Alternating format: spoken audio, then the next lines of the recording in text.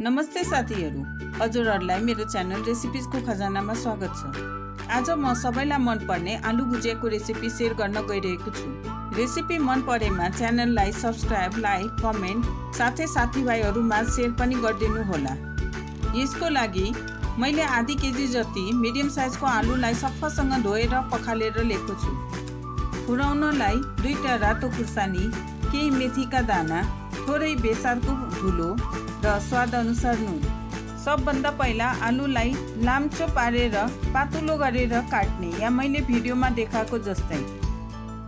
सबै आलु काटिसकेपछि यसलाई 2-3 पानी सफासँग धुनुपर्ने हुन्छ। अनि एउटा जाली भएको भाँडोमा काटेको आलुलाई निकालेर राख्ने। तेल तातिसकेपछि मेथीको दाना र रातो खुर्सानी राखेर कालो हुने गरी पुर्याउने। त्यसपछि काटेको आलु राख्ने र बिस्तारै यसलाई चलाउने। त्यसपछि बेसार राख्ने र यसलाई फेरि चलाउँदै जाने। केही बेर चलाइसकेपछि अब स्वाद अनुसार नुन राख्ने र फेरि यसलाई चलाउने। यहाँ हामीले ग्यासको फ्लेम लो टु मिडियम राख्नुपर्ने हुन्छ।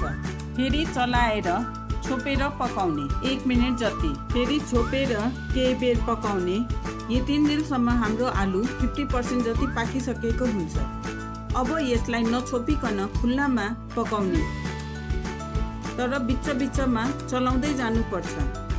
यसरी चलाएर पकाउँदै जाँदा हाम्रो आलु पाकिसकेको हुन्छ। यदि हजुरहरूलाई क्रिस्प आलु चाहिन्छ भने अझ केही बेर पकाउनु होला। हेर्नुहोस् त आलु कति मजाले पाकिसकेको छ। हाम्रो आलु भुजिया सर्भ गर्नको लागि रेडी भइसकेको छ। लौ त यसलाई सर्भ गरौँ।